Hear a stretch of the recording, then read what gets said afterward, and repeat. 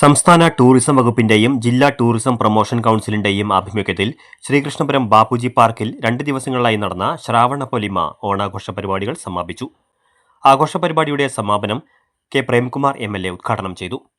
2 ദിവസങ്ങളിലായി കലാമണ്ഡലം അബി ജോഷും സംഘവും അവതരിപ്പിച്ച ചാക്യാർകൂത്ത്, പാലക്കാട് സാരംഗി ഓർക്കസ്ട്ര അവതരിപ്പിച്ച ഗാനമേള, വിശ്വനാഥ പുലവരും സംഘവും അവതരിപ്പിച്ച തോൽപ്പാവക്കൂത്ത്, വടക്കൻസ് പാലക്കാട് അവതരിപ്പിച്ച മെഗാ ഈവന്റ് എന്നിവ അരങ്ങേറി.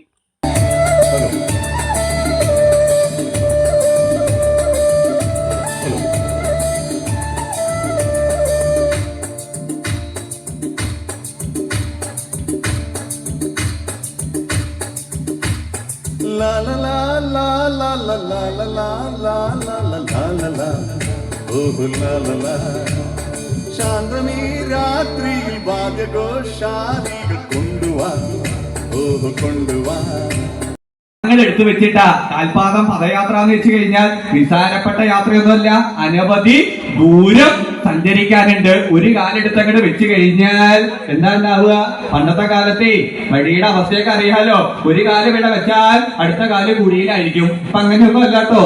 ഇപ്പൊ ഒരു കാല് കുഴിയിൽ വീഴാത്ത അവസ്ഥയായി തീർന്നിട്ടുണ്ട്. ഇവിടെ അങ്ങനെയല്ല. അദ്ദേഹം വളരെ ക്ലേശിച്ച് ബുദ്ധിമുട്ടി എവിടേക്ക് പുറപ്പെട്ടു? പഞ്ചാരന്റെ രാജധാനിയിലേക്ക് പുറപ്പെട്ടു.